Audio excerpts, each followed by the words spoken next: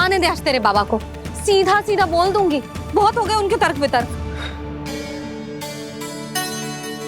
मेरा फूल सा लल्ला वन में अकेले गौचारण के लिए ना जाए को। आज बगुले ने निकल लियो, कल कछु और हो जाए तो नारायण ना करे, कहीं कछु ऊंच नीच तुझे कछु हो जाए तो मैं तो जीते जी मर जाऊंगी।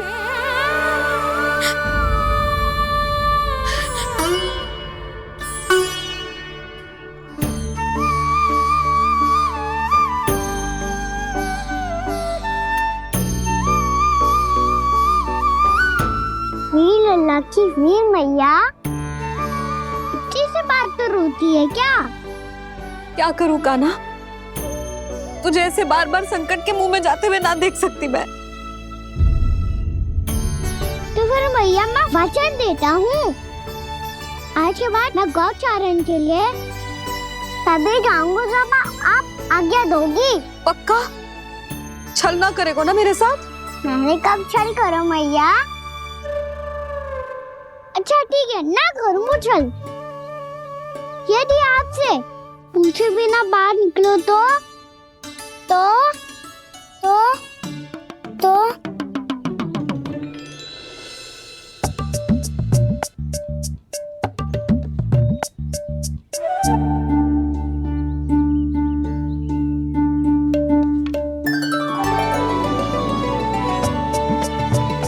ये रे आपकी छड़ी और ये रे मेरी पीठ।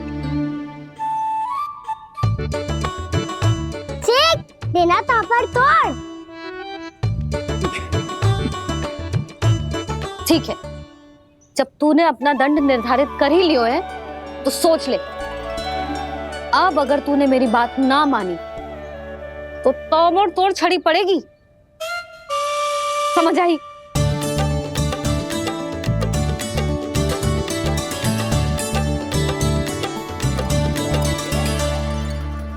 अच्छा ही है कि कान्हा कुछ दिन घर ही रहे। आज वन में जो हुआ है अवश्य कंस ने ही करवाए हुए वो सब।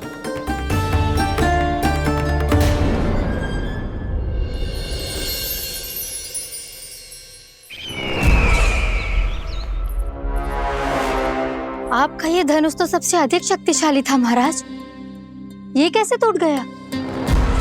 कहीं ये बकासुर की पराजय का संकेत तो?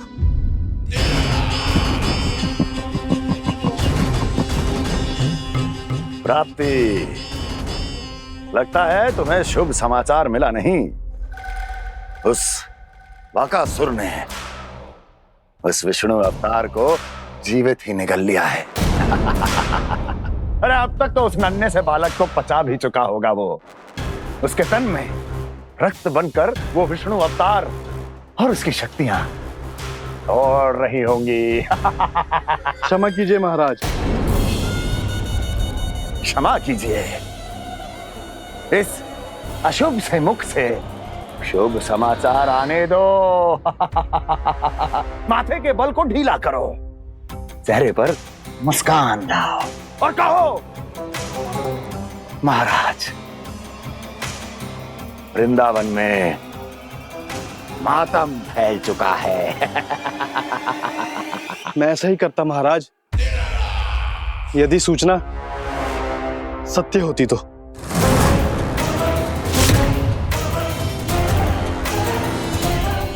कहना क्या चाहते हो? एक क्षण में सूचना उगलो, अन्यथा मेरा योद्धा बकासुर विष्णु अवतार की तरह तुम्हें भी जीवित निकल जाएगा। आने दो। बकासुर मारा गया महाराज, बकासुर मारा गया महाराज, बकासुर मारा गया। बकासुर मर चुका है? असंभव। असंभव। बकासुर ने उस बालक को निगल तो लिया था, पर उसकी सुरक्षा करने के लिए सभी देवता वहां प्रकट हो गए, पर फिर भी कोई बकासुर का सामना नहीं कर पाया। और फिर क्या हुआ? वो बालक स्वयं ही बकासुर के उदर से बाहर आ गया और उसकी चोंच तोड़कर उसकी हत्या कर दी।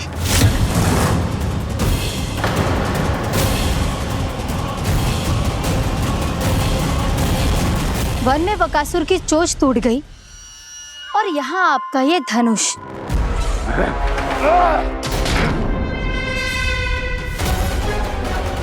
केवल नहीं टूटा तो आपका ये भ्रम महाराज। क्षमा कीजिएगा महाराज, आपका भ्रम टूटना आवश्यक है। आवश्यक है आपको यह आभास होना कि उस विष्णु अवतार को पराजित करने के लिए आपके साधारण योद्धाओं में वो सामर्थ्य नहीं है। अच्छा सर, उतना तृणावर्त, बकासुर, ये सब साधारण नहीं थे प्राप्ति, साधारण नहीं थे। फिर तो ये और भी अधिक चिंता का विषय है महाराज, क्योंकि इसका अर्थ तो यही हुआ कि वो विष्णु अवतार कुछ अधिक ही असाधारण है और उसका सामना करने के लिए और उसे मिट्टी में मिलाने के लिए आपको एक ऐसे अस्त्र की आवश्यकता है जो उसके सामने ना झुके और ना ही टूटे।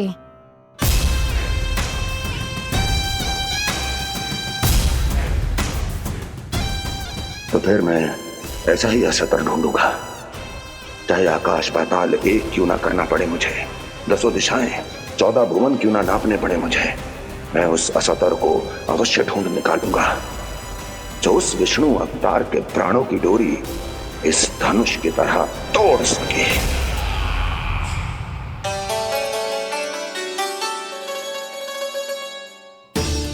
थैंक्स पापा, मैंने मैया को वचन दिया है कि जब तक नहीं चाहेंगी मैं वन नहीं जाऊंगा। इसलिए आप मुझे मारने के लिए कोई शक्तिशाली असुर ढूंढने में व्यस्त रहो।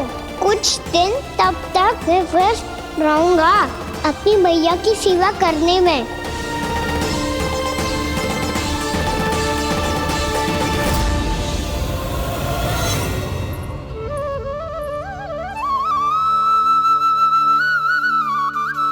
लो मैया, तुलसी जी को चढ़ाने के लिए जल।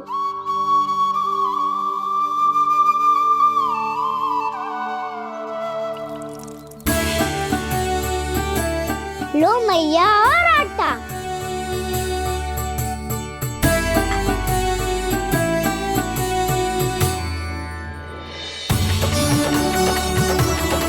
लो मैया, बेलन।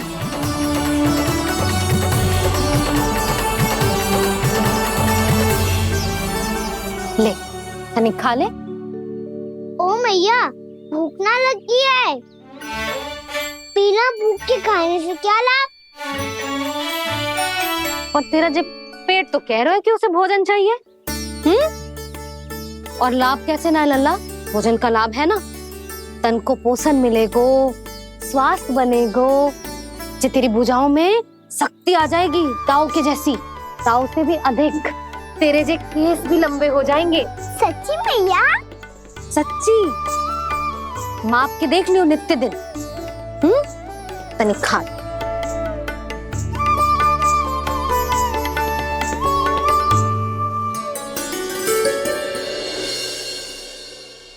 मान के मैया का कहना, छक के भोजन खाते हैं, नित्य मापते भुजा केश, पर ज्यों का त्यों ही पाते हैं।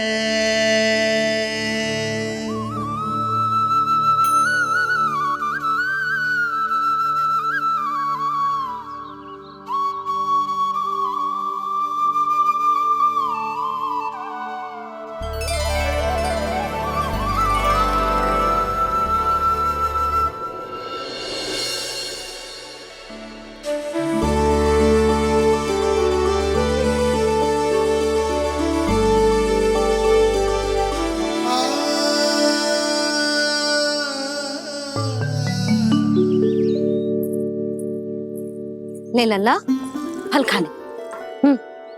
ना, मुझे ना खाने फल वल। क्यों? लंबे केस और शक्तिशाली भुजाएं ना चाहिए? व्यर्थ है ये सब। पिछले 10 दिनों से देख रहा हूँ ना केस लंबे हुए हैं, ना पूछाई शक्तिशाली बनी है। 10 दिन में का चुनाव होने वाला, 10 सप्ताह ऐसे खाएगो ना तब जाके कुछ बदलाव दिखेगो, समझ आई? चल अब खा ले, वैसे भी मुझे बहुत सारी तैयारियां करनी है आज। इसीलिए भैया एकादशी के व्रत के लिए लल्ला। सुनो जी, सारी सामग्री आ गई? हाँ, तुमने जो कही थी सब ले आए हूँ।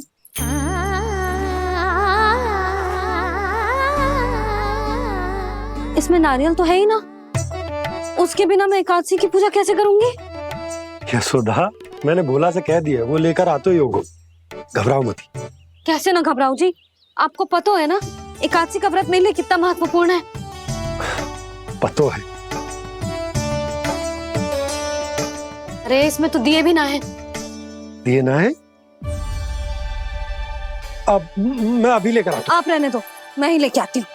भक्त भोला राम के यहाँ से है। भक्त भोला राम? मेरा अर्थ है कुमार भोला यहाँ के यहाँ से। हाँ हाँ वो ही।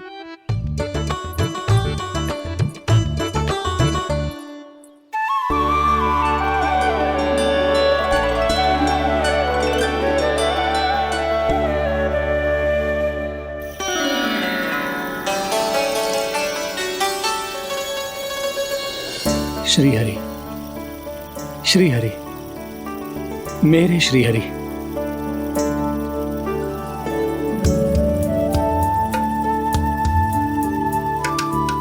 मेरे श्री हरि।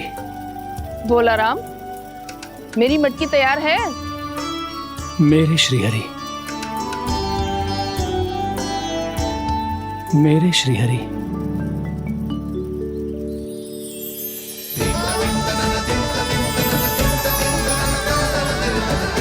भोला राम,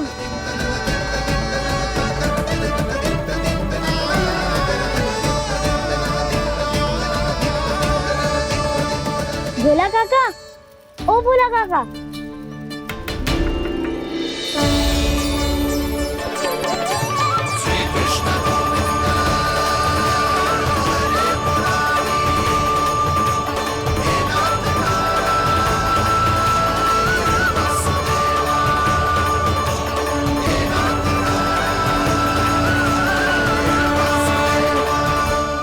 अरे श्री हरि प्रसन्न हो गए, मेरे श्री हरि आ गए, मेरे भगवान आ गए, मेरे श्री हरि आ गए, मेरे भगवान आ गए, मेरे श्री हरि आ गए, मेरे भगवान आ गए, मेरे श्री हरि आ गए, मेरे भगवान आ गए, मेरे भगवान आ गए, मेरे घर मेरे भगवान आ गए।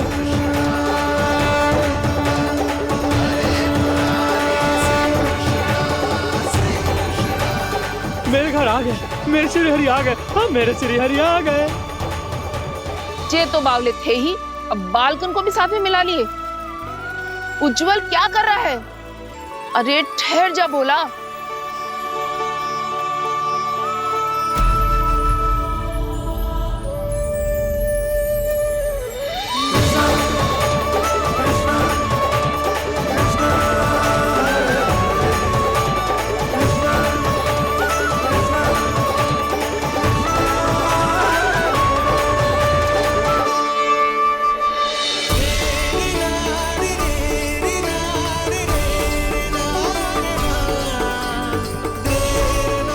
प्रेम से बुलाओ, आएंगे हरी भी।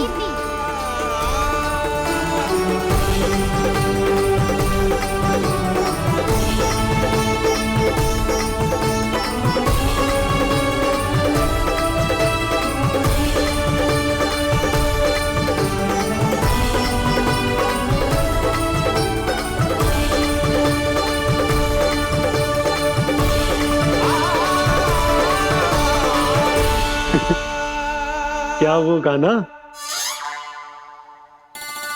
किसकी धुन में झूम रहा तू?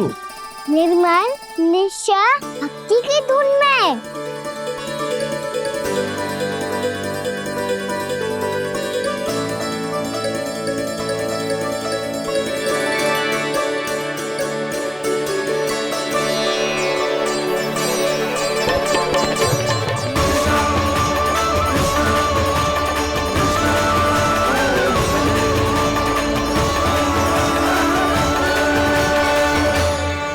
अरे क्या हो गया इन्हें?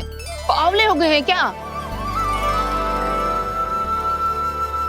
ठहरो, कोई आवश्यकता ना है ऐसे बावलों की तरह नाचने की।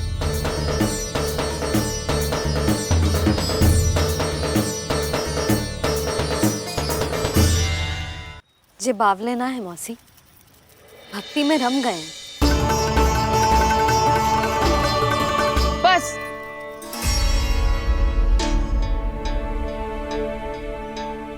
हम सब कब से खड़े हैं यहाँ, पर तुम्हें कुछ ध्यान ही रहा है।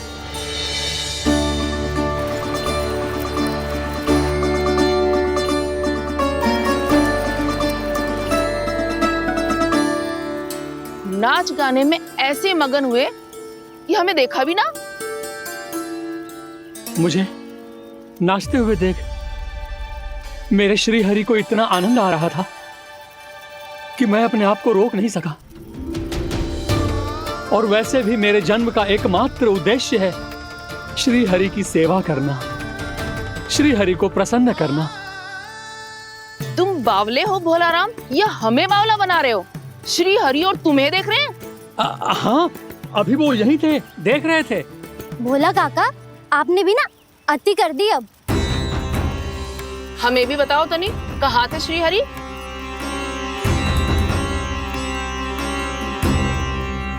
ना जाने अपना उपहास करवाने में क्या आनंद आता है इन्हें। देखो, अब तुम सच मानो या झूठ, लेकिन हमरे श्री हरि यहीं थे, इसी चाक पर अभी। हाँ, लो सुन लो इस मूर्ख की बात। श्री हरि को और कोई स्थान ना मिलो जो इसके मिट्टी के चाक पे आकर बैठेंगे। श्री हरि को और कोई स्थान ना मिलो जो इसके मिट्टी के चाक पे आकर बैठेंगे। श्री हरि को और कोई स्थान ना मिलो जो इसके मिट्टी के चाक पे आकर बैठेंगे। जैसी मैया भैंसो ही लल्ला, दोनों का कुछ पता ही ना चलतो, कब किस बात पर प्रसन्न हो जाए और किस बात पर रुष्ट। अरे मैं भला असत्य क्यों बोलूंगा? अभी अभी यही थे श्री हरि। हाँ,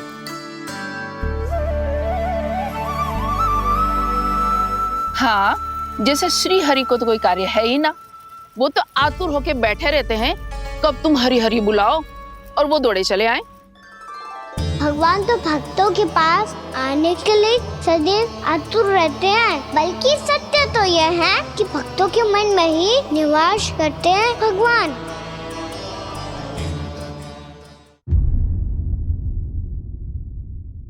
अरे मैं भला असत्य क्यों बोलूंगा? अभी अभी यही थे श्री हरि। हाँ,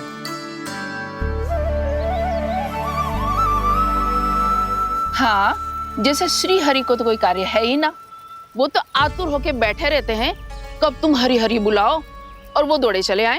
भगवान तो भक्तों के पास आने के लिए सदैव आतुर रहते हैं, बल्कि सत्य तो यह है कि भक्तों के मन में ही निवास करते हैं भगवान। भगवान तो भक्त के पास आने के लिए सदैव ही आतुर रहते हैं शंकरी मौसी। बल्कि सच्ची बात तो ये है कि भगवान हमारे मन में ही निवास करते हैं। कम से कम तू तो इसे बढ़ावा मत दे जशोदा। जब देखो जब हरि नाम की रट लगाए रहते है। हरि बोलते बोलते ऐसो बावलो होता है कि सारा कार्य भूल जाता है। 2 दिन से अपनी मटकी के लिए चक्कर काट रही हूँ। अभी तो एक चक्कर और लगाना होगा आपको। आपकी मटकी तैयार हो गई है, अभी लाता हूँ।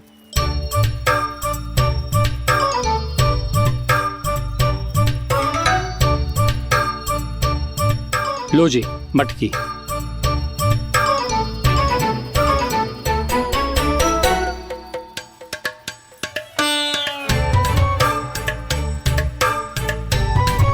इस कच्चे मटके का क्या करूं मैं?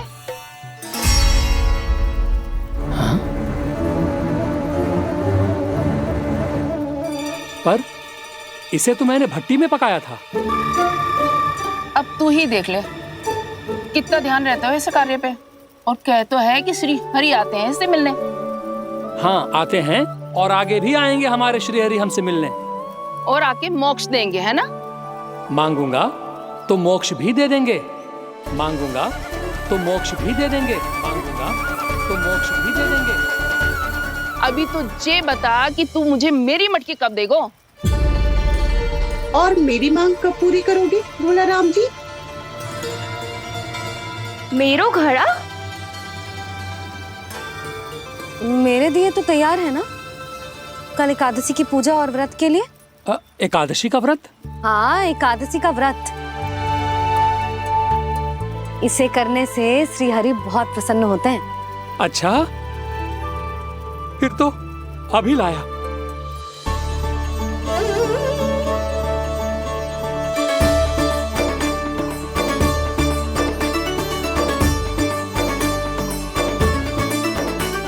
लो जी, आपके दिए।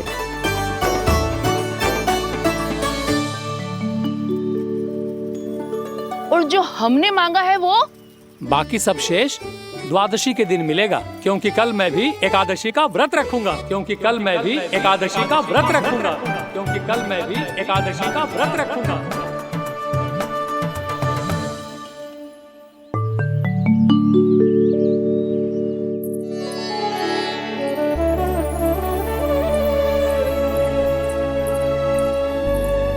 जानकी, फूलों का प्रबंध हुआ कि ना? हाँ भाभी, जे रहे। सदैव विलंब कराती है। पर भाभी इस बार तो फूल समय से ही लाई थी। क्या हुआ जशोदा, अभी तो पूजा की तैयारी ना हुई? देखो ना मौसी, ये जानकी ना कुछ छूट ही जाता है इसके कारण। एकादशी की पूजा और व्रत आते ही जसोदा भाभी इतनी वग्र हो जाती है। ऐसो क्या होगा इस पूजा में?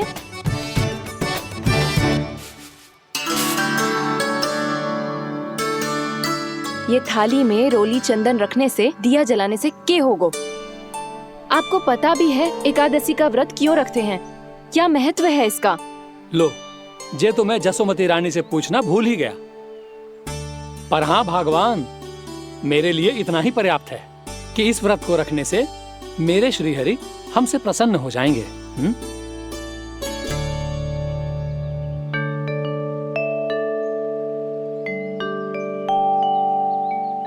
नारायण ही जाने ऐसे कैसे पूजा करते हैं जे श्री हरि की एक मूर्ति तक ना है इनके पास।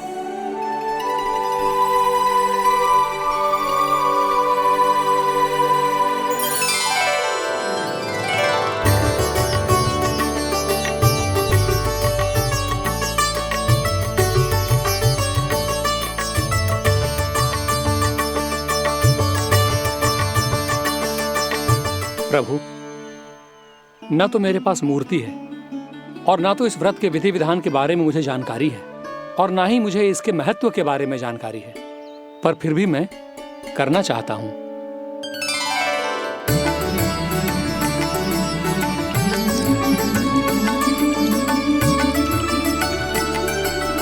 इसीलिए मैं दृढ़ संकल्प लेता हूं, पूरी निष्ठा के साथ, श्रद्धा के साथ और पूरी आस्था के साथ मैं इस व्रत को संपन्न करूंगा।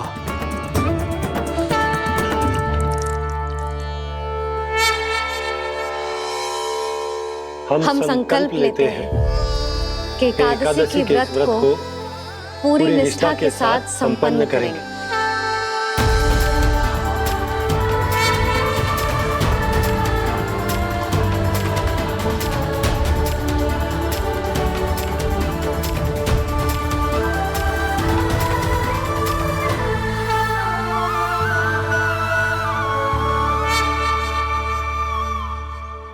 तुलसी जी के पत्ते तो हैं ही ना।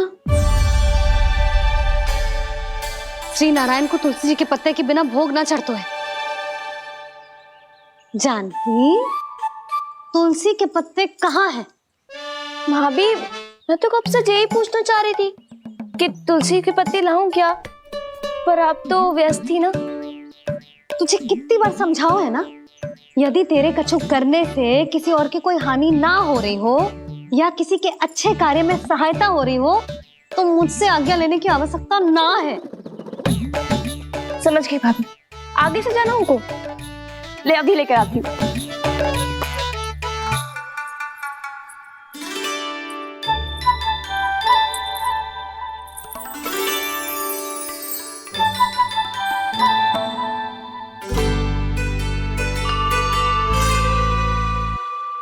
आपने पहले ये व्रत करो है?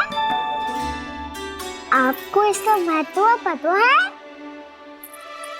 भाभी चल। जानकी, तुमने ये व्रत करो है? फिर तुमको इसका महत्व पता है? सुमति जी, आपको पता है इसका महत्व? कान्हा, क्यों तंग कर रहे हो सबको? मैया, सबने करो ये व्रत, मुझे भी करना है।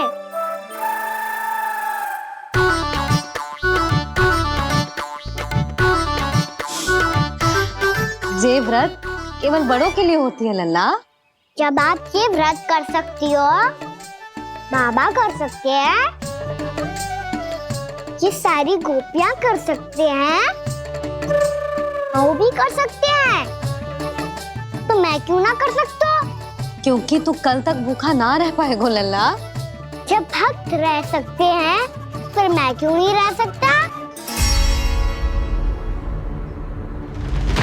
मेरा अर्थ है कि नारायण के भक्त मैया। मैया मान जाओ ना, मुझे करने दो ना ये व्रत। अपनी लल्ला पे आप विश्वास ना है आपको? विश्वास है। अच्छा ठीक है, तू भी कर ले।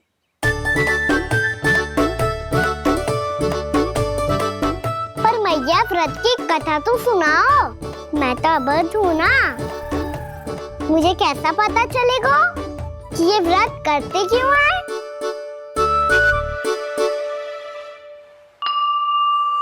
प्रभु, मुझ अबोध को कैसे पता चलेगा कि इस व्रत का क्या विधि विधान होता है और क्यों रखा जाता है और इसका महत्व क्या होता है? मुझे तो आप ही बता सकते हैं प्रभु। जब व्रत कर रहे हैं, तब उसका महत्व भी पता होना चाहिए ना। बताओ ना मैया, क्यों रखते एकादशी का व्रत? इसके लिए तो तुझे एकादशी की कथा सुननी होगी। सुनेगो ना?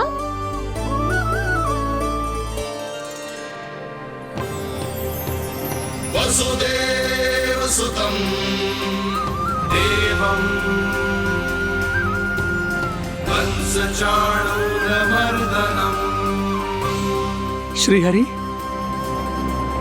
यशोदा परमानंदम् कृष्णं वन्दे जगद्गुरुम्। वाह प्रभु, अपने भक्तों को एकादशी व्रत का महत्व समझाने का अच्छा उपाय खोज निकाला है आपने।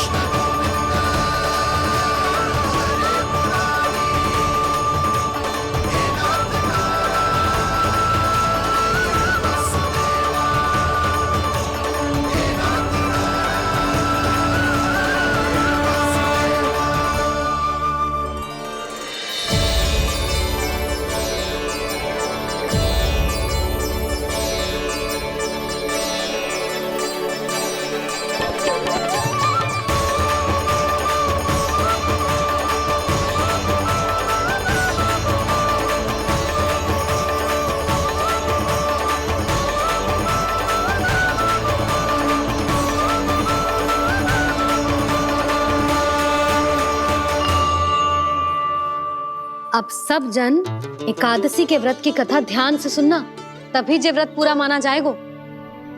समझो लल्ला?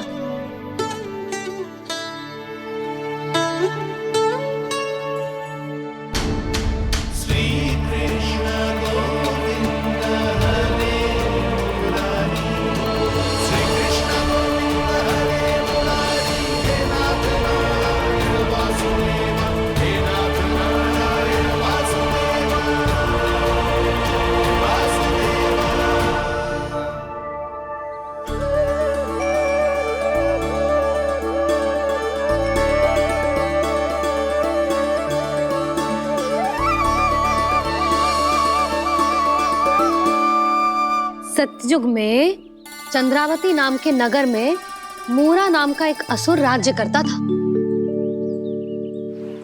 ओम ब्रह्मदेवाय नमः। ओम ब्रह्मदेवाय नमः। ओम ब्रह्मदेवाय नमः। ओम ब्रह्मदेवाय नमः।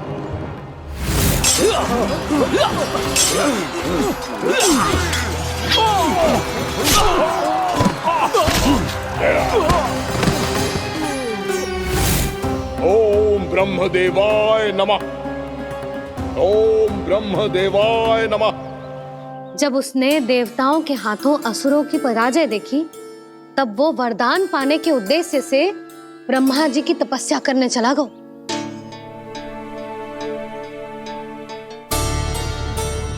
शीघ्र ही मूरा की तपस्या सफल हो गई और ब्रह्मदेव जी उससे प्रसन्न हो गए। ओम ब्रह्मदेवाय नमः। ओम ब्रह्मदेवाय नमः। ओम ब्रह्मदेवाय नमः। ओम ब्रह्मदेवाय नमः। ओम ब्रह्मदेवाय नमः। ओम ब्रह्मदेवाय नमः। ओम ब्रह्मदेवाय नमः। ओम ब्रह्मदेवाय नमः। ओम ब्रह्मदेवाय नमः। मूरा, प्रणाम ब्रह्मदेव। तुम्हारी तपस्या सफल हुई। बोलो, तुम्हें क्या वर चाहिए? सृष्टि के रचयिता ब्रह्मदेव, कृपया मुझे ऐसा वरदान दीजिए जिसकी सहायता से मैं त्रिलोकी विजयी बन जाऊं और कोई देवता मुझे पराजित ना कर सके।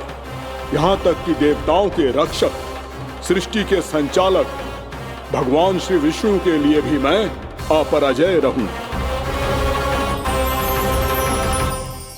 तथास्तु, तथास्तु, तथास्तु। प्रणाम ब्रह्मदेव।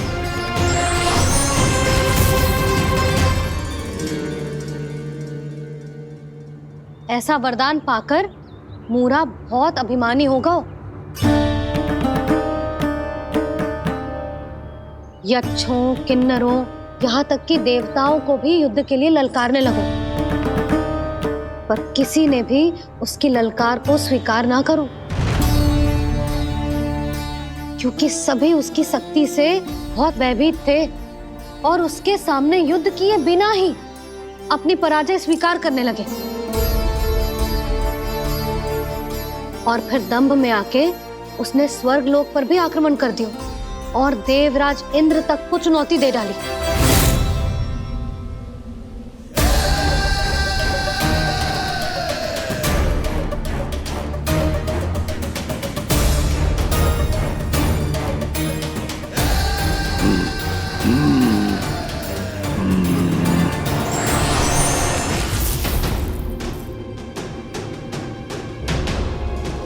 मैं प्रतीक्षा कर रहा हूं देवराज। क्या उत्तर है तुम्हारा? मुझसे युद्ध करोगे या फिर बिना लड़े ही पराजय स्वीकार कर मेरे अधीन हो जाओगे और सौंप दोगे मुझे अपना ये स्वर्ग लोक? सारी शक्ति तुम्हारे मुख में है या कुछ बाहुबल भी है तुम्हारे पास? मैं तुम्हारी चुनौती स्वीकार करता हूं मूरा।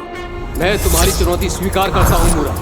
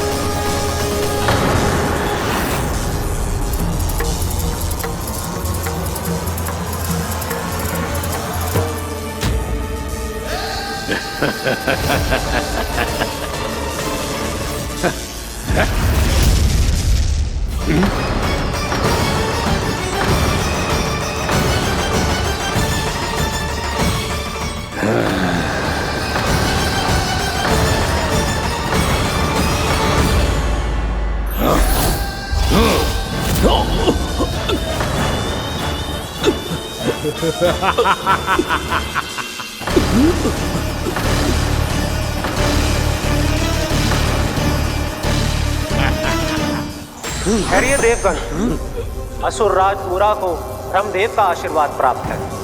आप में से कोई भी इन्हें पराजित नहीं कर पाएगा।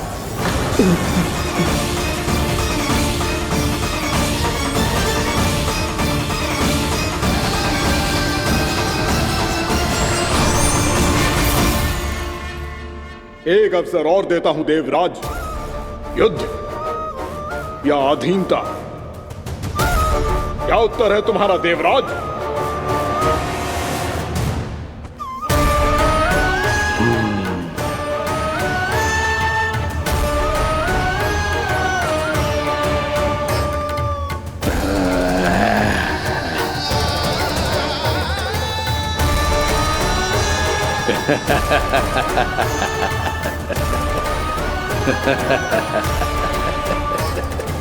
इंद्र और सभी देवताओं ने मूरा के आतंक में आके उससे भयभीत होके अपना सिंहासन छोड़ दियो। अब मूरा स्वर्ग का अधिपति बन गयो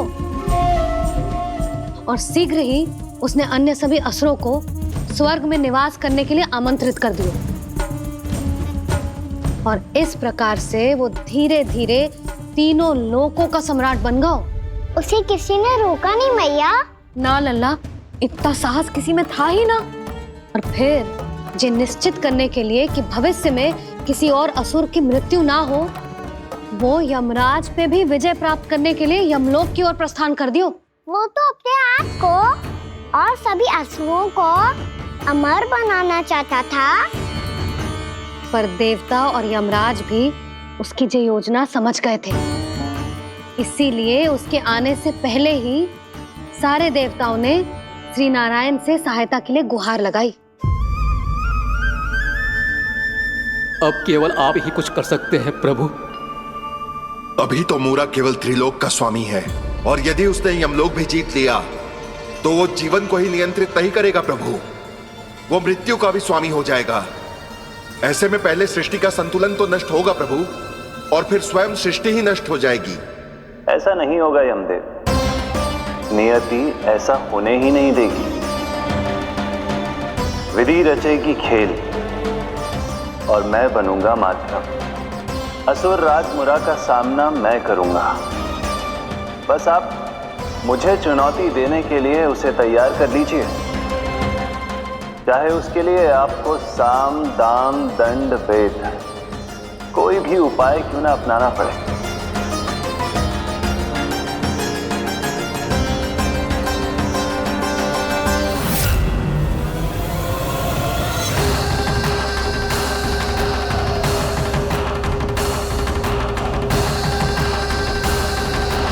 आप तो मेरी प्रतीक्षा में पहले से ही खड़े हैं यमदेव। तब तो आपने मेरी चुनौती के बारे में भी सुना ही होगा। कहिए, क्या उत्तर है आपका? मेरा स्वागत करके अपना राज्य त्यागेंगे या मेरा सामना करके अपने प्राण? असुर राज मूरा का सामना मैं करूंगा। बस आप मुझे चुनौती देने के लिए उसे तैयार कर लीजिए, चाहे उसके लिए आपको साम दाम दंड भेद कोई भी उपाय क्यों ना अपनाना पड़े।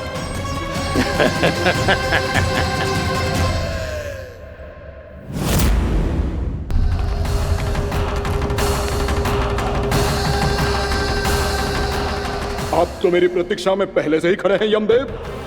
तब तो आपने मेरी चुनौती के बारे में भी सुना ही होगा। कहिए, क्या उत्तर है आपका? मेरा स्वागत करके अपना राज्य त्यागेंगे या मेरा सामना करके अपने प्राण? हे असुर श्रेष्ठ, मैं आपकी अधीनता स्वीकार करने के लिए तैयार हूं। बस एक विनती है मेरी। शर्त को विनती का नाम देकर पहलाना चाहते हो मुझे यमराज? असुर राज मूरा के सामने शर्त रख पाओ, इतना सामर्थ्य नहीं है तुम में। इसका आभास है मुझे असुरराज, पर मैं आपकी अधीनता स्वीकार करूं इससे पहले आपको स्वामी धर्म का पालन करना होगा। मेरे पुराने स्वामी के क्रोध से मेरी रक्षा करनी होगी आपको। कौन है तुम्हारा पुराना स्वामी? भगवान श्री नारायण। और छोटी माँ, मूरासुर को तो श्री नारायण से भी रक्षा का वरदान प्राप्त था ना? यही तो श्री नारायण की लीला थी बलराम।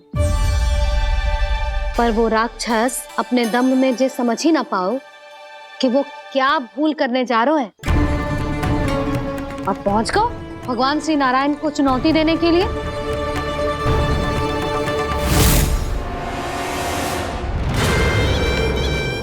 वहीं ठहर जाओ असुर राजमोरा।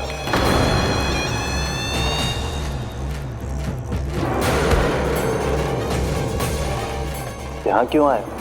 आपको पराजित करने और ये वैकुंठ जीतने,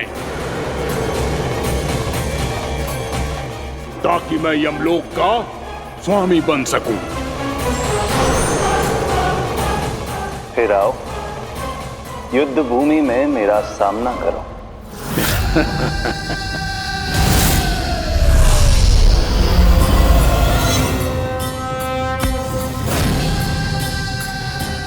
ये नहीं जानते कि इनसे ना हारने का वरदान तो मैं पहले ही प्राप्त कर चुका हूं, इसलिए युद्ध ठीक से आरंभ हो पाए उससे पहले ही इन्हें जीत लूंगा मैं।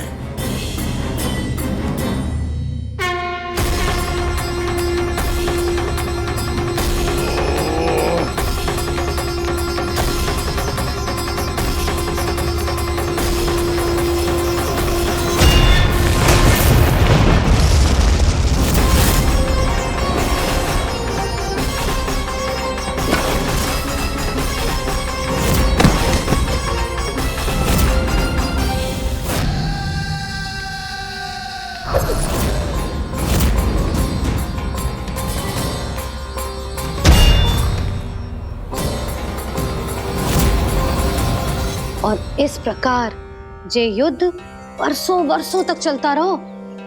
दोनों योद्धा पूरे ब्रह्मांड में अनेक अस्त्रों शस्त्रों के साथ युद्ध करते रहे।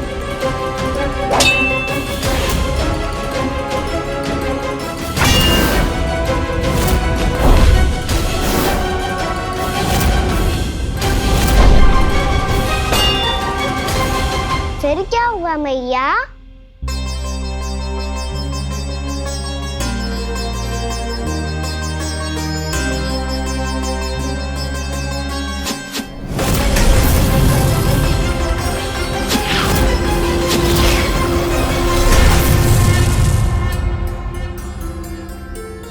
उस युद्ध को कभी समाप्त हुआ हो, पर कैसे?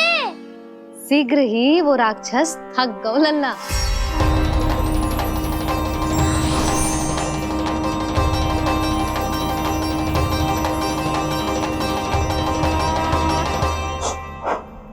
खड़े खड़े देख क्या रहे हैं नारायण? आक्रमण कीजिए, वध कर दीजिए मेरा।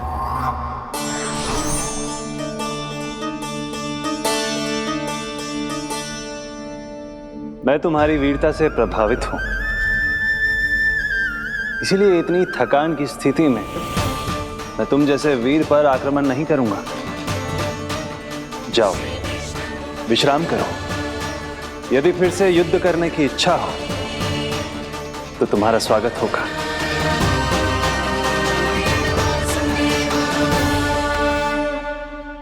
जे कह के श्री नारायण बद्रिका आश्रम चले गए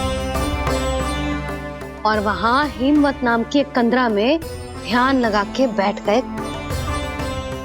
उधर वो राक्षस विश्राम करने लगो। अनेकों दिन बीत गए और अब वो राक्षस मूरा फिर से स्वस्थ होके बलवान हो गया था। उसने अपनी सारी शक्ति फिर से प्राप्त कर ली थी। श्री नारायण ने उस पर दया करी थी, पर वो फिर से श्री नारायण को छलने को तैयार होगा।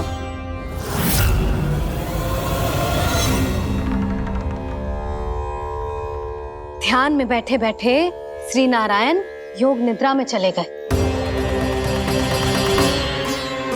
पर दुष्ट मूरा इसी अवसर का लाभ उठा के उनकी कंदरा में घुस आयो, ताकि वो सोते हुए श्री नारायण पे आक्रमण कर सके।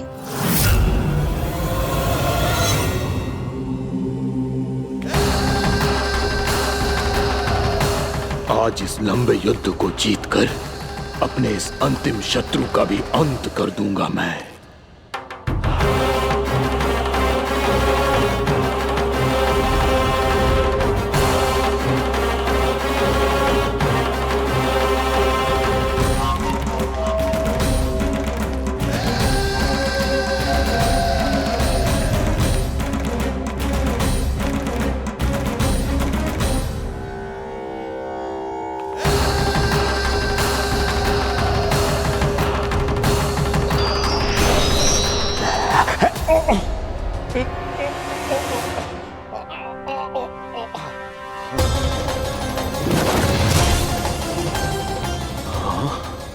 दुष्ट राक्षस, प्रभु ने तुझ पर दया की, तुझे संभलने का अवसर दिया। तू इन्हीं पर ही छल से वार करने चला है।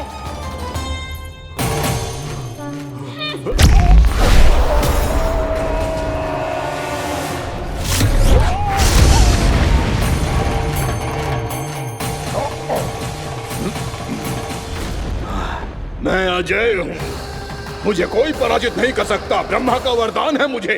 तूने नारायण से अपराजय होने का वरदान मांगा था मूर्ख, उनकी शक्ति से नहीं। ध्यान से देख, मैं तेरी मृत्यु हूँ, मृत्यु।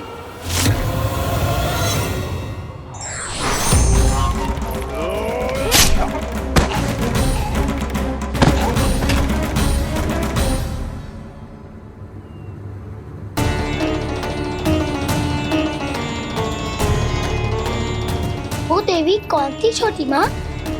और कौन बलराम, वही तो थी देवी एकादशी।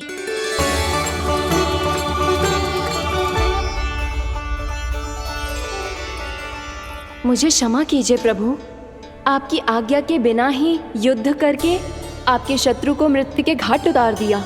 क्षमा नहीं, आपकी तो प्रशंसा होनी चाहिए देवी।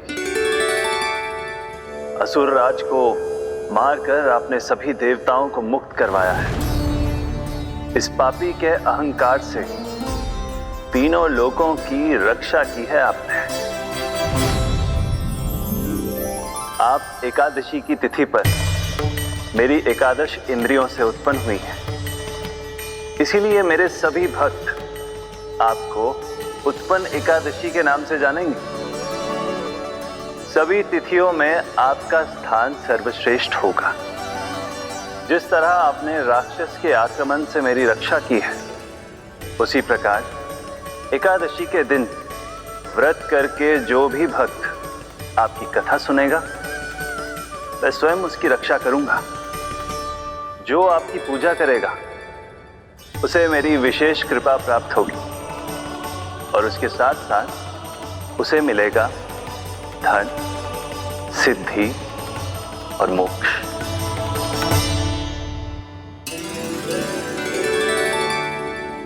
इसीलिए आज के दिन व्रत रखने का बहुत अधिक महत्व होता है। बोलो एकादशी मैया की जय। बोलो श्री नारायण भगवान की जय।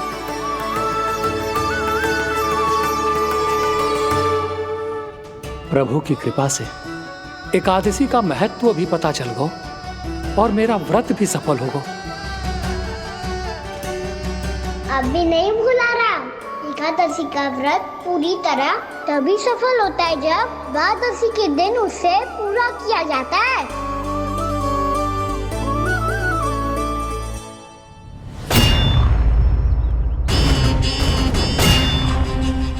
आवश्यक है आपको यह आभास होना कि उस विष्णु अवतार को पराजित करने के लिए आपके साधारण योद्धाओं में वो सामर्थ्य नहीं है। वो विष्णु अवतार कुछ अधिक ही असाधारण है।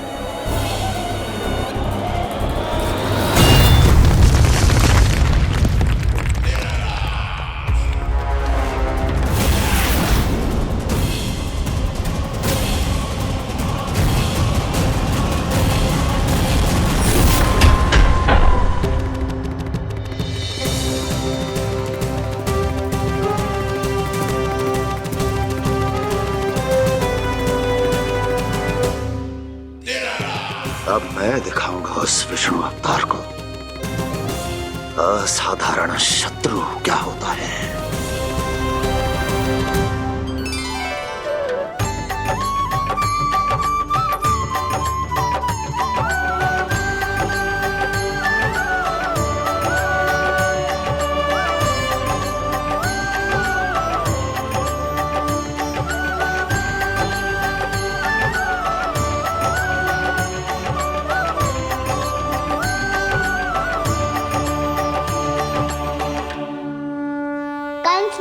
अधीर हो रहे हैं, पर मैया ने मुझे अभी तक बाहर जाने की आज्ञा नहीं दी है। अभी उन्हें किसी और राक्षस को यहाँ भेजने से रोकने के लिए मुझे ही कुछ करना होगा।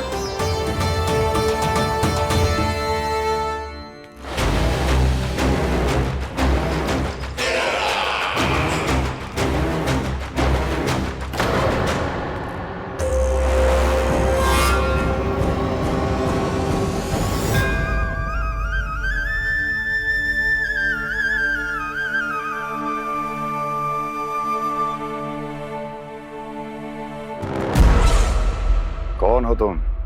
बचपन से ही मुझे मारने का सपना देख रहे हैं, फिर मुझे ही नहीं पहचानते।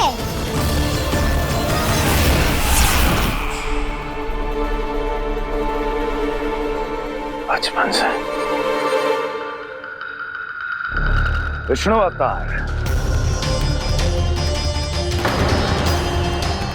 कोई कान्हा बुलाता है तो कोई मुरलीधर पुकारता है, कोई माखन चोर कहता है, कोई कहता है चिच्चोर। पर विष्णु अवतार इस नाम से तो बस आप ही मुझे बुलाते हो मामा जी। इतना साहस, ये तो यहाँ आ गया है।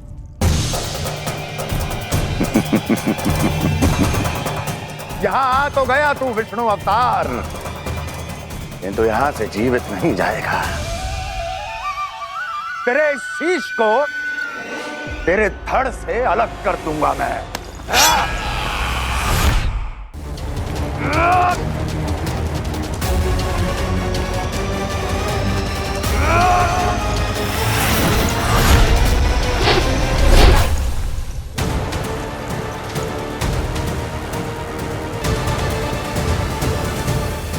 कहाँ देख रहे हो मामा जी? मैं तैयार हूँ।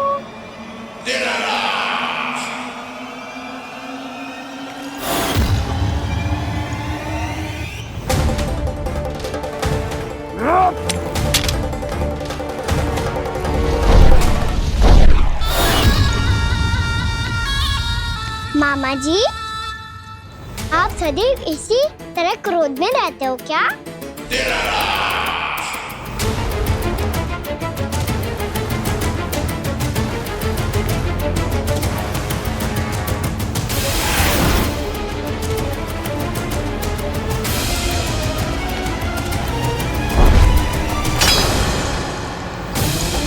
छोड़, छोड़ मेरी तलवार को। छोड़ो तो तब जब पकड़ा हूँ।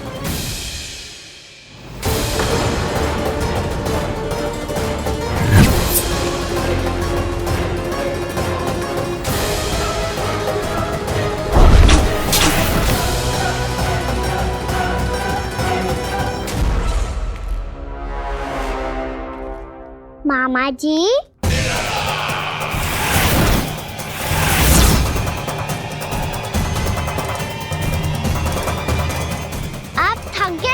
थोड़ा विश्राम कर लो। आपका तो पता नहीं, मैं अवश्य थक गया हूँ।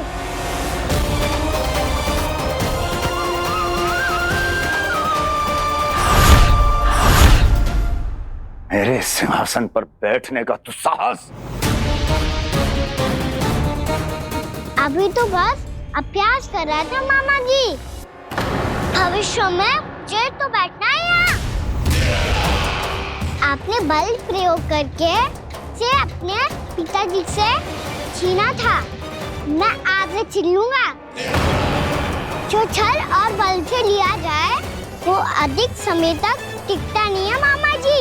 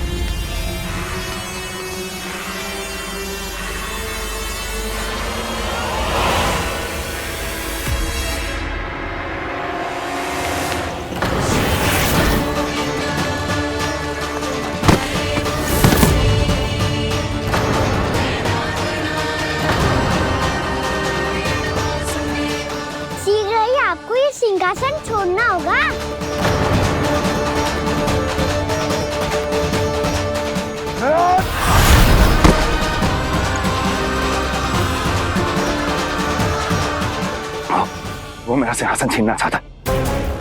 वो आ रहा है, वो आ रहा है। सैनिकों, दुर्जन, बंद कर दो सभी द्वार और घरों के सब के सब। इसकी हर संभावना पर इतना कड़ा पहरा बिठा दो कि ना तो कोई महल के भीतर आ सके, ना तो बाहर जा सके। मुझे महल की चप्पे चप्पे की सूचना चाहिए। जाओ।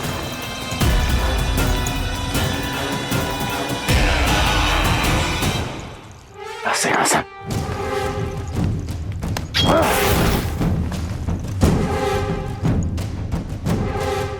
अब आ, दुष्ट मायावी, छलिया विष्णु अवतार, मैं कंस तेरी प्रतीक्षा कर रहा हूं। देखता हूं मेरे सिंहासन पर कैसे बैठता है तू। मुझे तो बस कुछ समय चाहिए था, वो मिल गया। अब करते रहिए आप प्रतीक्षा।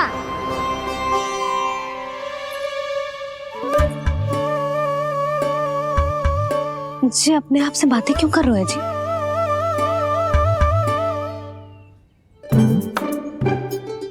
आप मुस्कुरा क्यों रहे हो?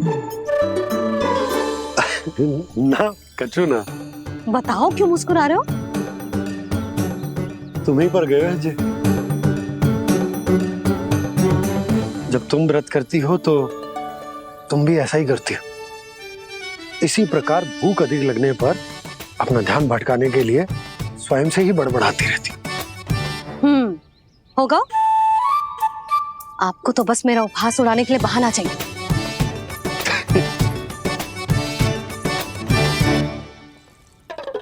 लल्ला, भूख लगी है? ना मैया, व्रत करे तो भूख कैसे लगेगी?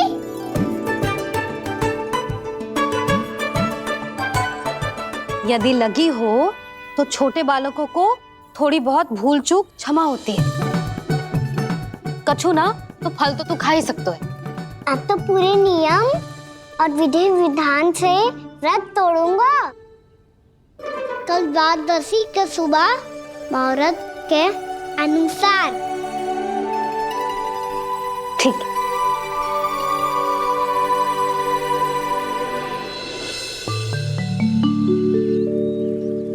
लल्ला, एकादशी समाप्त हो गई है, द्वादशी लग गई है। अब तू व्रत तोड़ सकते है। भोजन कर ले। ले।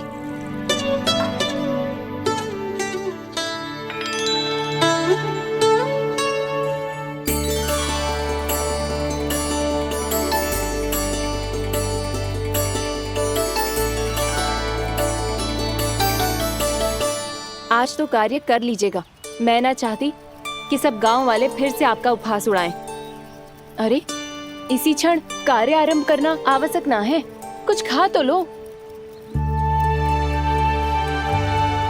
कल भी पूरे दिन व्रत में रहे, अब तो कुछ खा लो। ना ना, अभी बिल्कुल भूख ना है। और हाँ भगवान, तुम्हें चिंता करने की आवश्यकता नहीं है। आज मैं किसी को भी 2 शब्द कहने का अवसर नहीं दूंगा। अरे, कुछ खाओगे पियोगे नहीं तो कैसे रहोगे?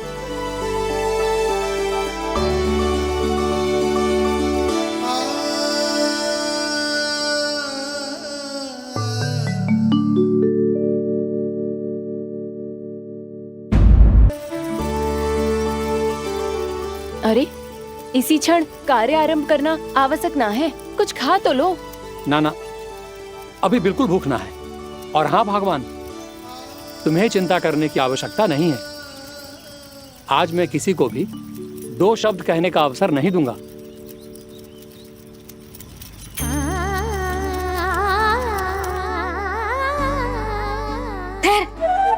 मैं तेरे लिए मट्ठा लेके आती हूँ। व्रत के बाद पीने से पेट ठंडा रहता है। रुक।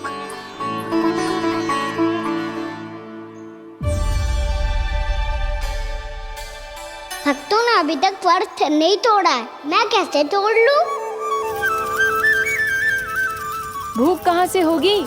श्री हरि नाम से पेट तो भर लेते हो। श्री हरि श्री हरि श्री हरि।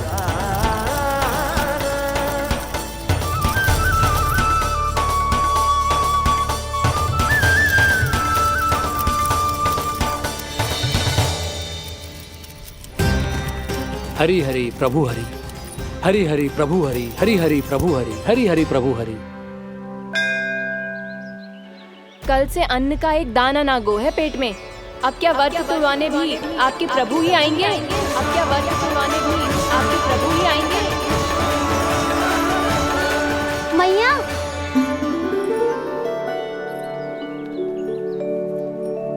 मैया पहले व्रत तोड़ के कच्चू खा तो लो। अभी ना, लौट के आने के बाद। हाँ,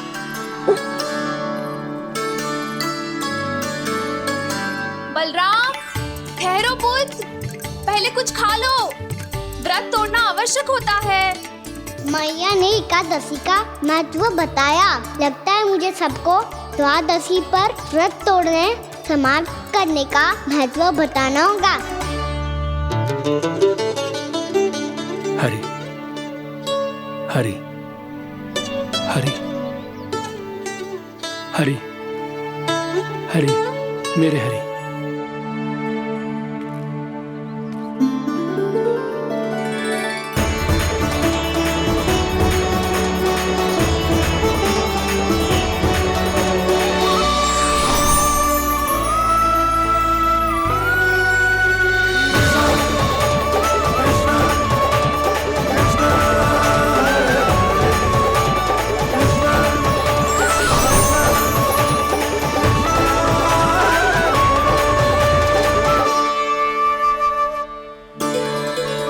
अभी अभी तो मैंने बच्चों की मां को वचन दिया था कि आज किसी को शिकायत करने का अवसर ना दूंगा, और अब मैं प्रभु श्री हरि की कल्पना जसोमती रानी के लल्ला में ही करने लगा। ना ना, ये ठीक ना है।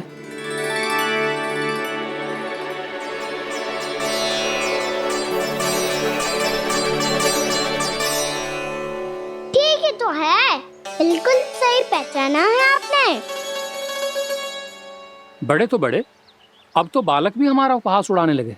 मैं आपका उपहास नहीं उड़ाने आया, मैं तो आपके एकादशी के व्रत को पूरा कराने आया हूँ।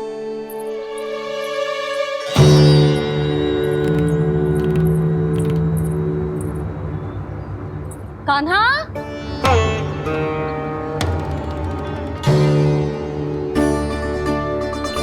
तो ये रे आपकी छड़ी और ये रे मेरी पीठ। सेक बिना ताकत तोड़।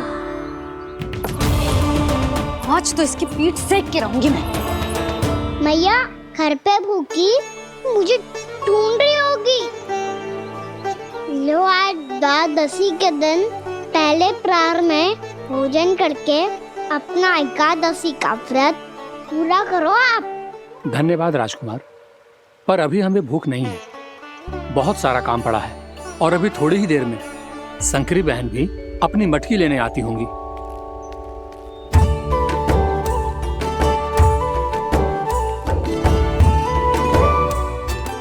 पर मैं आपका व्रत पूरा कराए बिना नहीं जा सकता। भला क्यों? भक्त भूखा रहे और भगवान खा ले, ऐसा हो सकता है भला?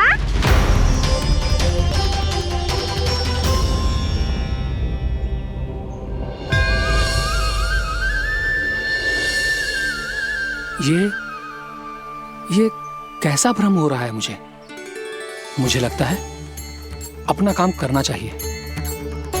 द्वादशी के पहले प्रहर में व्रत पूरा करना बहुत आवश्यक होता है, ना तो एकादशी का व्रत भी पूरा ना मानो जातो। इतनी सारी ज्ञान की बातें तुम्हें कैसे पता है लल्ला?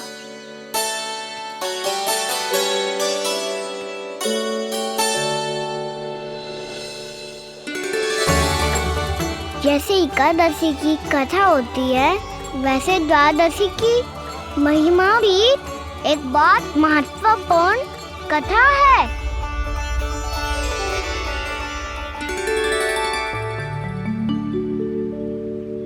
कैसी कथा? बिल्कुल सही समय पे आई हो आप, क्योंकि आपको ये कथा आपको अवश्य सुननी चाहिए।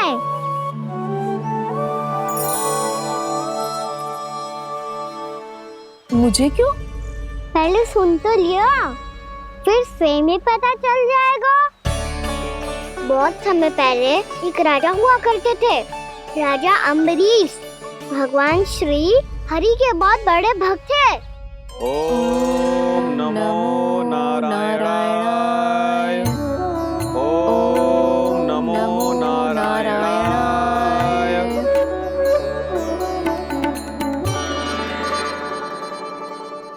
नेक पुण्य के काम करते थे वो। अपनी पत्नी के साथ हरि का नाम जपते रहते थे। उन्होंने 12 माह एकादशी का व्रत करो निर्जल पास किया, और जब उनकी 12वीं एकादशी का व्रत द्वादशी के दिन तोड़ने का समय हुआ, तभी महर्षि दुर्वासा अपनी 100 शिष्यों के साथ उनके महल में पधारे।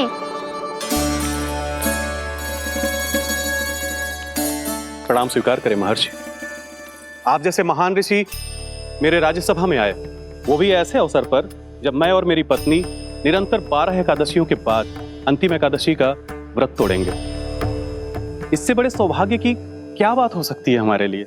आज आपके साथ साथ मेरा और मेरे शिष्यों का एकादशी व्रत भी पूरा होगा। संभव है प्रभु की इच्छा यही हो कि हम सब अपना व्रत एक साथ तोड़ें। ये तो अत्यधिक प्रसन्नता की बात है महर्षि।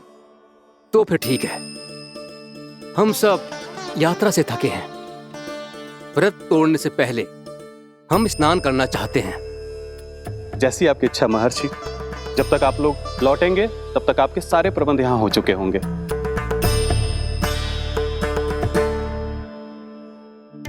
महर्षि दुर्वासा स्नान करने गए थे, पर उन्हें लौटने में विलंब हो रहा था और इधर द्वादशी पर व्रत पूरा करने का मुहूर्त बीता जा रहा था।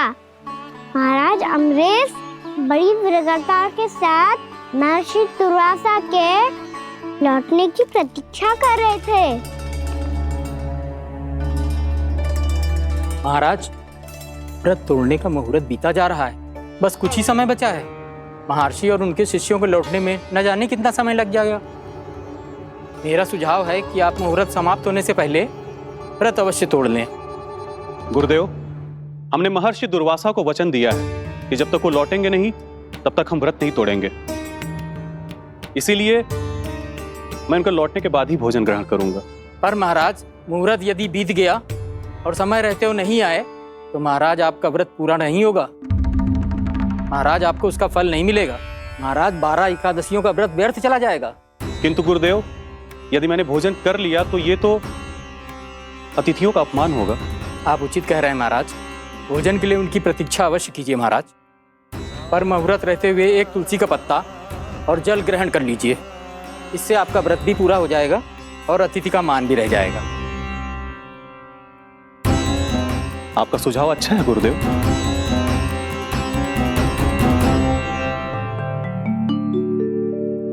जैसे ही महाराज ने तुलसी का पत्ता खाया, वैसे ही महर्षि दुर्वासा लौट आए। महाराज,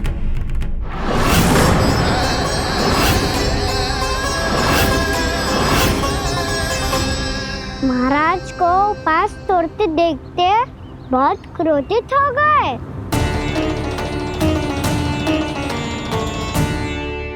बहुत बड़े भक्त हैं आप, परंतु आप ये नहीं जानते अपने अतिथियों के साथ कैसा व्यवहार करना चाहिए। आपने हमें साथ भोजन करने का वचन दिया था, पर अपना व्रत क्यों तोड़ा आपने? महर्षि, मैंने भोजन नहीं ग्रहण किया। कहीं मुहूर्त न निकल जाए इस कारण मैंने एक तुलसी का पत्ता ग्रहण कर लिया। 56 भोग खाया हो या एक पत्ता, अपना व्रत तोड़कर अतिथियों का अपमान किया है, मेरा अपमान किया है। अब आपको दंड भोगना होगा ताकि आप सीख पाएं कि अतिथियों के साथ कैसा व्यवहार होना चाहिए। महर्षि, आप जो भी दंड मुझे देंगे मुझे स्वीकार है, किंतु आप क्रोधित मत होइए। क्रोध का कारण आपने दिया है महाराज। एक महर्षि का अपमान करके राक्षसी प्रवृत्ति का परिचय दिया है आपने। इसीलिए अब एक राक्षसी आपको दंड देगी।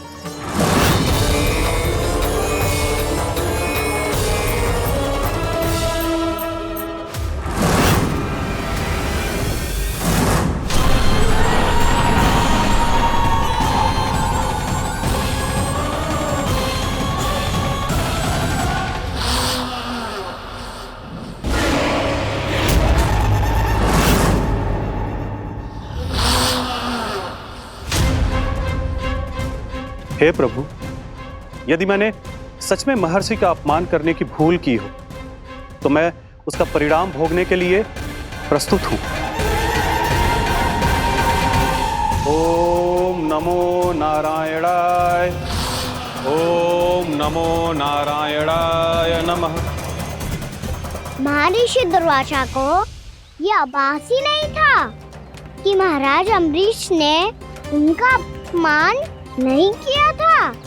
फिर भी उसे अपमान मान के वो श्री नारायण के भक्त पे संदेह कर रहे थे। मैंने भी तो भोला राम की भक्ति पे संदेह किया था। हे नारायण, ये क्या पाप हो गया मुझसे? संदेह किसी अपमान से कम ना हो तो, और भगवान सब सह सकते हैं, पर उनके प्रिय भक्तों का अपमान सहन ना कर सकते। इसीलिए उन्होंने अस्थिचेप करने का निर्णय लिया।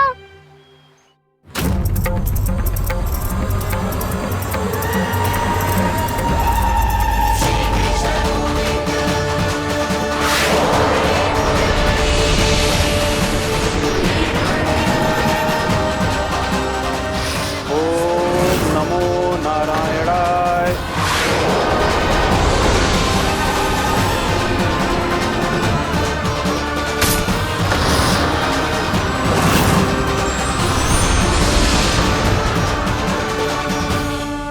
और फिर भगवान का वो सुदर्शन चक्र महर्षि दुर्वासा के पीछे पड़ गया।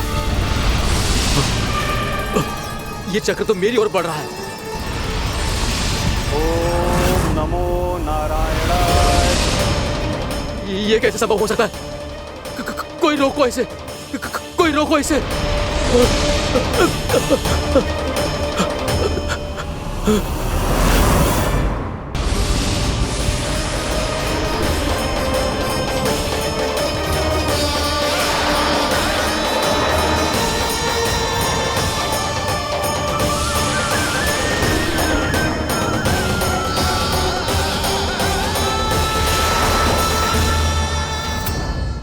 चक्र से अपने प्राण कैसे तैसे बचाते बचाते महर्षि दुर्वासा ब्रह्मलोक जा पहुँचे। ब्रह्मदेव, रक्षा कीजिए ब्रह्मदेव, सहायता कीजिए, मुझे बचाइए ब्रह्मदेव, रक्षा कीजिए। ये सुदर्शन चक्र मेरे प्राणों के पीछे पड़ गया है, मुझे बचाइए ब्रह्मदेव, मुझे बचाइए। महर्षि, मैं चाहकर भी आपकी सहायता नहीं कर सकता। ऐसी स्थिति में यदि कोई कुछ कर सकते हैं तो वो है सुदर्शन चक्र के स्वामी विष्णु, क्योंकि सृष्टि में केवल वही है जो इसे नियंत्रित कर सकते हैं। वो ही इसे वापस लौटने का आदेश देकर आपके प्राणों पर छाए हुए संकट को दूर कर सकते हैं। किंतु हां, मैं सुदर्शन चक्र से इतना अवश्य कहूंगा कि जब तक आप विष्णु लोक में पहुंच नहीं जाते, वो आपको किसी भी प्रकार की हानि ना पहुंचाए। आपका बहुत बहुत धन्यवाद, आपकी सदा ही जय हो।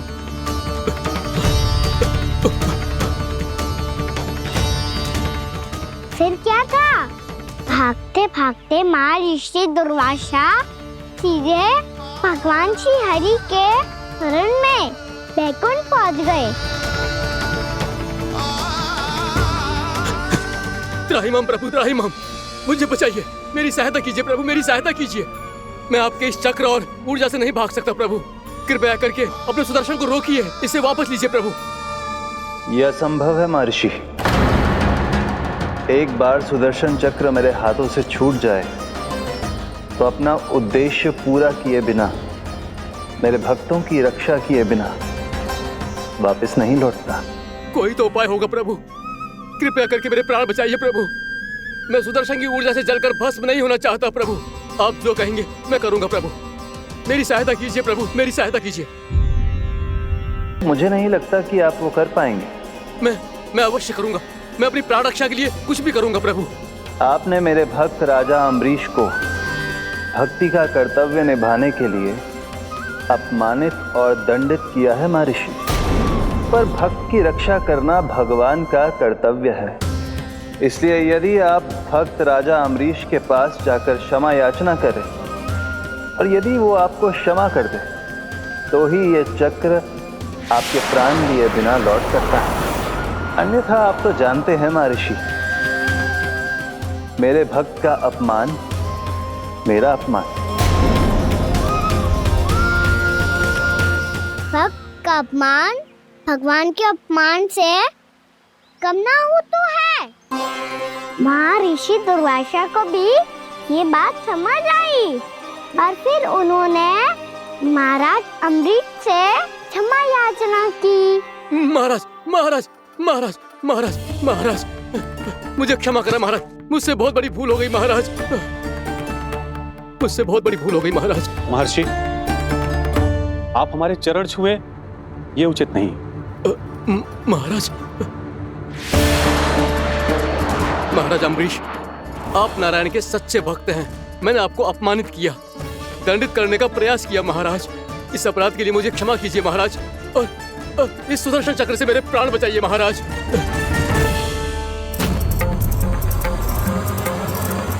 हे महान सुदर्शन, यदि महर्षि के लिए मेरे हृदय में अभी भी वही सम्मान और प्रेम हो जो इनके प्रथम आगमन पे था, तो कृपया आप अपने धाम वापस लौट जाइए।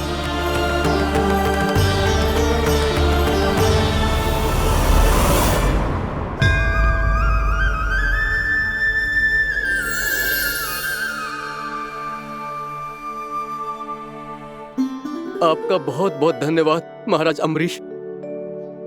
मैं आपको आशीर्वाद देता हूं कि आप देवराज इंद्र के समान शक्तिशाली हों। आपकी कीर्ति का पताका 10 दिशाओं में फहराए। मेरी बस एक ही इच्छा है महर्षि कि मैं आपके साथ अपना उपवास तोड़ सकूं। अवश्य महाराज, हम सब भोजन आपके साथ करेंगे और अपने आप को नारायण की सेवा में अर्पित करके व्रत को पूरा करेंगे, क्योंकि आज जो यहाँ हुआ है उससे सिद्ध हो चुका है कि एकादशी व्रत का फल द्वादशी की सुबह भोजन करने से ही प्राप्त होता है। इस कथा से हमें पता चलता है कि सभी को द्वादशी के सुबह भर पेट भोजन करके एकादशी का व्रत पूरा करना चाहिए। और दूसरी बात, भगवान की सच्ची भक्ति अपमान कभी ना करना चाहिए। उनके साथ सदैव प्रेम से व्यवहार करना चाहिए। यही भगवान को सबसे अधिक प्रिय है। भैया भोलाराम, मैंने भी श्री हरि पे तुम्हारे विश्वास का उपहास उड़ाया था, मुझे क्षमा कर दो। ना ना, आप क्षमा मांगकर मुझे लज्जित मत करो। आप तो मेरी बहन जैसी हैं। जब महर्षि दुर्वासा जैसे महान ऋषि को भी प्रभु के भक्त से क्षमा मांगनी पड़ी, तो मैं तो बहुत ही तुच्छ हूँ। मुझे आपकी किसी भी बात का बुरा ना लगा। पर पता है प्रभु को कौन सी बात कब बुरा रखता है? कौन सी बात? जब उनका भक्त भूखा रहे, हमें भी अपना व्रत पूरा ना करे। और जैसा कि आप सभी ने अभी कथा से सीखो है, एकादशी के व्रत को द्वादशी की सुबह अवश्य पूरा करना चाहिए।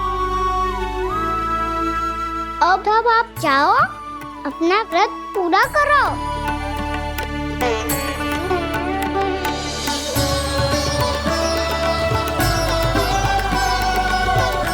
मैं आपके लिए जल लेके आती हूँ।